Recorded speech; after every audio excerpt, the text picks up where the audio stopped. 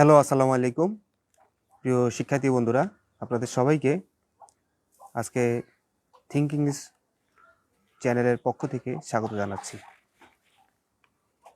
তো আজকের লাইভ আয়োজনে আমি ফ্রেজাল ভার্ব নিয়ে আলোচনা করব। ফ্রেজাল ভার্ব, গ্রুপ ভার্ব নিয়ে আলোচনা করব। তো যারা ইংরেজি ভাষা শিক্ষার্থী তাদের জন্য এটা একটা চ্যালেঞ্জিং বিষয়, ফ্রেজাল ভার্ব এবং গ্রুপ ভার্ব ব্যবহার করা। এই বিষয়ে অনেকেরই কনসেপ্ট ক্লিয়ার না। তো ক্লাসের প্রথমেই আমি ফ্রেজাল ভার্ব কিভাবে গঠন করা হয় সেটা জানবো। ফ্রেজাল ভার্ব আর নর্মাল ভার্বের মধ্যে অর্থগত কি পার্থক্য সেটা জানবো। তারপর কোন কনটেক্সটে আপনি ফ্রেজাল ভার্ব ব্যবহার করবেন এবং কোন কনটেক্সটে আপনি নর্মাল ভার্ব ব্যবহার করবেন, এগুলো আমি জানাতে চেষ্টা করব। তো আপনারা যারা আমার ক্লাস নিয়মিত দেখেন তাদের কাছে অনুরোধ হচ্ছে ক্লাসটা শেয়ার করে দিবেন। আর আপনাদের কোনো কোয়েশ্চেন থাকলে অবশ্যই আমাকে কমেন্টে জানাবেন। ওকে বন্ধুরা, তো আমরা আজকের টপিক হচ্ছে ফ্রেজাল ভার্ব অথবা গ্রুপ ভার্ব। তো প্রথমেই বলি নেই, ফ্রেজাল ভার্ব আর নর্মাল ভার্বের মধ্যে যে বিষয়টা মৌলিক বিষয় সেটা হচ্ছে নর্মাল ফ্রেজাল ভার্বটা আপনার লেখাটাকে, আপনার যদি আপনি কথা বলেন, কথা বলাটাকে সফিস্টিকেটেড করে, একটা স্ট্যান্ডার্ড মান নিয়ে আসে। নেটিভরা প্রচুর পরিমাণে আপনার এই ফ্রেজাল ভার্ব ব্যবহার করে এবং আমাদের মধ্যে যারা মোটামুটি অ্যাডভান্স লেভেলের লার্নার্স তারা ছাড়া কিন্তু দক্ষতার সাথে নর্মাল লার্নার্সরা কিন্তু ফ্রেজাল ভার্ব ব্যবহার করতে পারবে না। তো আজকে যে ফ্রেজাল ভার্বগুলো আমি আলোচনা করব সেই ফ্রেজাল ভার্বের লিস্টটা আপনাদেরকে প্রথমে দেখাবো। লুক দিয়ে কেমন যেই ফ্রেজাল ভার্বগুলো হয় সেগুলো আমি আজকে আলোচনা করব। লুক অ্যাট, কেমন লুক ফর, লুক ইনটু, ঠিক আছে, তারপর লুক ফরওয়ার্ড টু। এইভাবে আমরা আজকে 6টা লুক দিয়ে 6টা ফ্রেজাল ভার্ব আজকে আলোচনা করব। তো আরও আছে লুক দিয়ে লুক এহেড, তারপর লুক ব্যাক, আরও আছে। তো আমরা আপাতত আজকে এই 6টা লুক দিয়ে এই 6টা ফ্রেজাল ভার্ব আলোচনা করব। তো প্রথমেই আমরা জানবো যে গঠন কি, কেমন গঠন কি, ফ্রেজাল ভার্বের গঠন কি আর নর্মাল ভার্বের গঠন কি। নর্মাল ভার্ব একটা, যেমন ইট, প্লে, সুইম, সিং একটা থাকে এবং নর্মাল ভার্বগুলো ব্যবহার করা হয় to express action, state of being এবং অকারেন্স। কোনো অ্যাকশন, কোনো স্টেট প্রকাশ করা, অ্যাকশন প্রকাশ করা। যেমন আই ইট রাইস, এটা অ্যাকশন প্রকাশ করছে। আই এম স্টুডেন্ট, এখানে স্টেট অফ বিং প্রকাশ করছে। কেমন আবার ইট রেইনস, একটা হ্যাপেনিং প্রকাশ করছে, অকারেন্স প্রকাশ করছে। তো আমরা নর্মাল ভার্ব ব্যবহার করি অ্যাকশন প্রকাশ করার জন্য, স্টেট অফ বিং প্রকাশ করার জন্য এবং অকারেন্স প্রকাশ করার জন্য। তো এই হচ্ছে নর্মাল ভার্ব। আর নর্মাল ভার্বের গঠন হচ্ছে একটা শব্দ থাকে, সিং, প্লে, ইট, একটা সিঙ্গেল ওয়ার্ড, কেমন নর্মাল ভার্ব। এবার আসেন ফ্রেজাল ভার্বের গঠন কি। ফ্রেজাল ভার্বের গঠন হচ্ছে আপনার একটা ভার্ব থাকবে, তারপরে একটা প্রেপোজিশন থাকবে।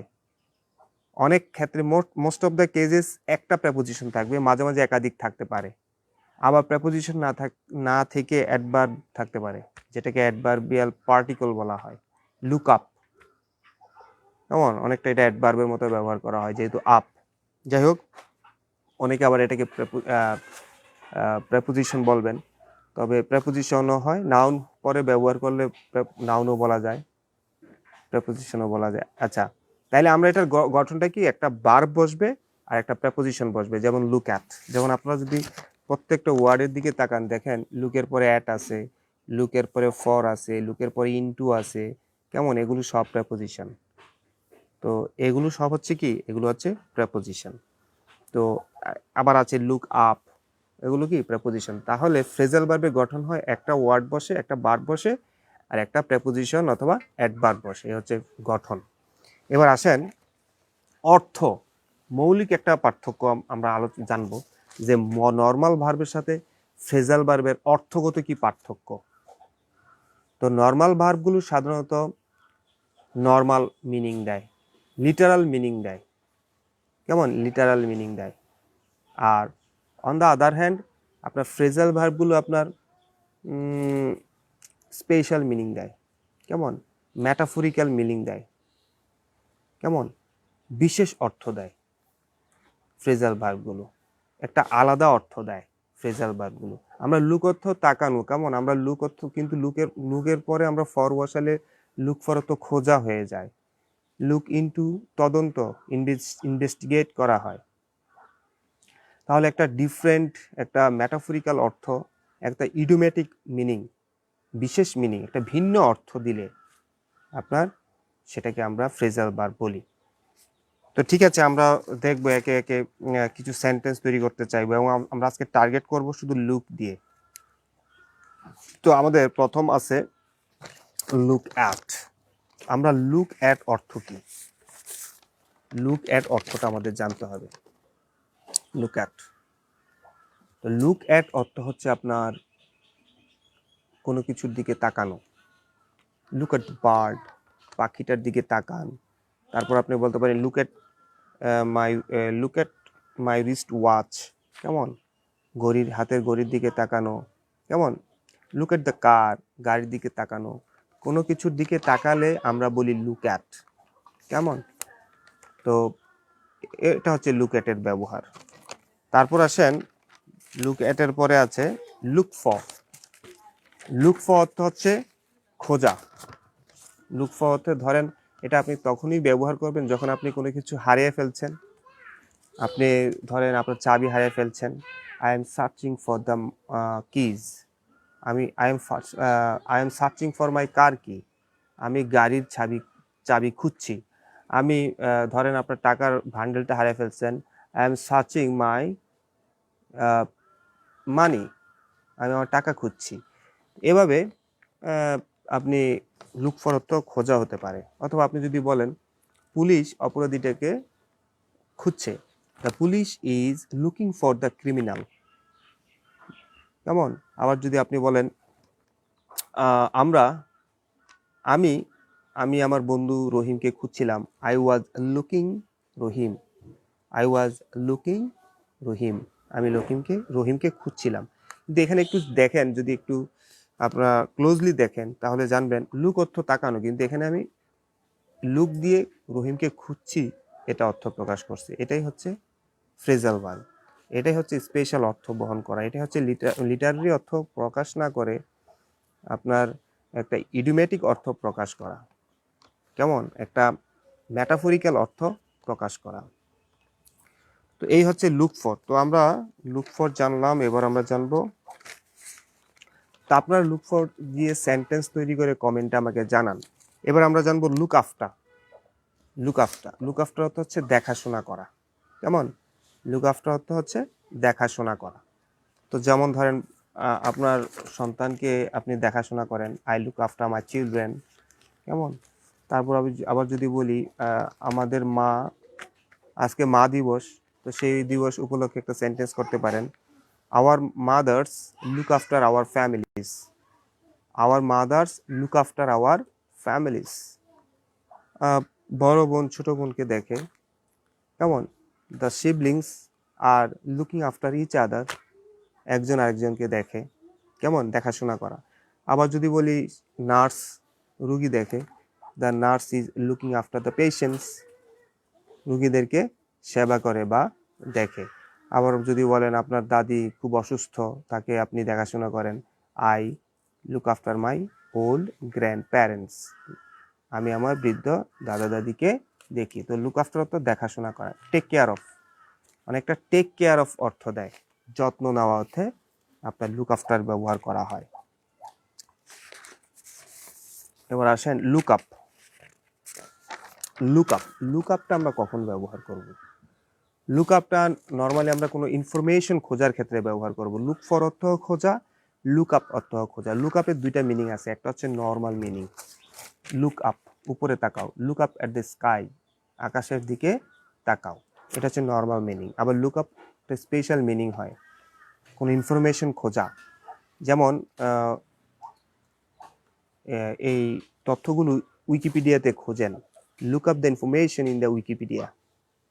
তারপর বিশেষ করে এটা খুব বেশি ব্যবহার করা হয় শব্দটা ডিকশনারিতে খোঁজেন, যদিও আমরা এখন ডিকশনারিতে খুঁজি না, আমরা এখন সার্চ করে নেই, গুগল সার্চ করি। তো look up the word in the dictionary.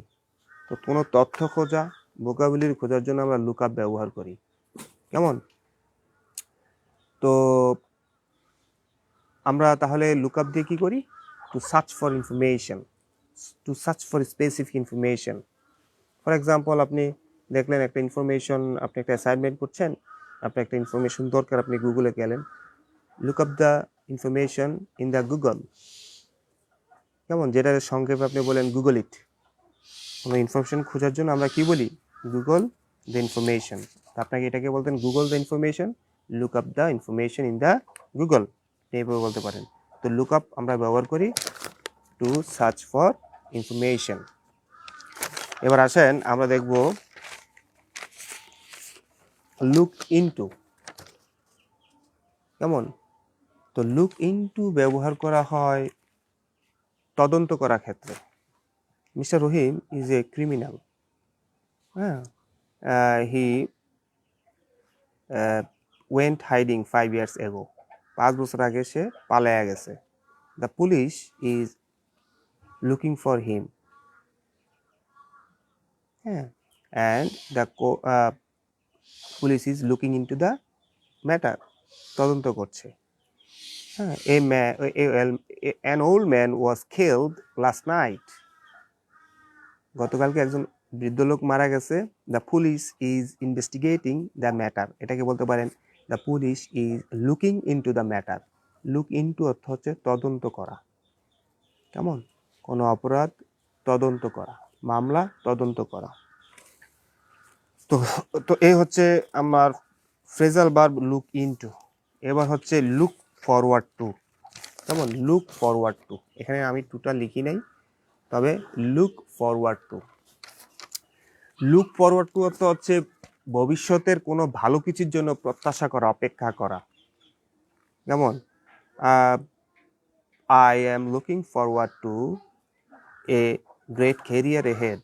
আমি একটা ভালো ক্যারিয়ারের প্রত্যাশা করছি। Mister Rahim is looking forward to get a job in Google. Mister Rahim গুগলে চাকরি পাওয়ার জন্য অপেক্ষা করছে। প্রতীক্ষা করা, অপেক্ষা করা, ভালো কিছু এক্সপেক্ট করা, এই অর্থে লুক ফরওয়ার্ড টু ব্যবহার করি। তো আমরা কিন্তু এতক্ষণ যতগুলো ভার্ব ব্যবহার করছি সবগুলো প্রেপোজিশন ছিল, টু ছিল না। এখন টু আসার পরে অনেক সময় মনে হয় যে প্রেপোজিশনের পরে ভার্বের সাথে আইএনজি বসে, টু এর পরে তো আবার বি ওয়ান বসে, তো এই টু এর পরে বি ওয়ান বসাবো না আইএনজি বসাবো? আবার বলি, টু এর পরে বি ওয়ানও বসে, গোও বসে, টু এর পরে আবার গোয়িংও বসে। এইখানে এই ক্ষেত্রে এই কারণে অনেকে মিস্টেক করে, বিভিন্ন পরীক্ষায় প্রচুর আসে এবং মিস্টেকও করে। এইখানে টু এর পরে আপনার ভার্বের সাথে আইএনজি হবে, জেরান্ড ফর্ম হবে, প্রগ্রেসিভ ফর্ম হবে। যেমন সেন্টেন্সটা এরকম হবে, my parents is looking forward two my parents is looking forward to save some money for my future. আমার বাবা মা চাচ্ছে আমার ভবিষ্যতের জন্য কিছু টাকা জমাবে। এভাবে আপনি যদি বলেন I am looking forward to settle in abroad, আমি বিদেশে সেটেল হওয়ার জন্য অপেক্ষা করছি। I am looking forward to settle, V one form. তো আমরা টু এর পরে ভার্বের সাথে আইএনজি নেওয়া বসায় বি ওয়ান ফর্ম ব্যবহার করছি এখানে। তো look forward to, okay, look forward to পরে ভার্বের সাথে আইএনজি হবে, বি ওয়ান হবে না। লুক ফরওয়ার্ড টুর পরে এখানে আমি একটু কারেকশন করছি, I am looking forward to settling abroad. I am looking forward to settling abroad. Look forward টুর পরে ভার্বের সাথে আইএনজি ফর্ম হয়।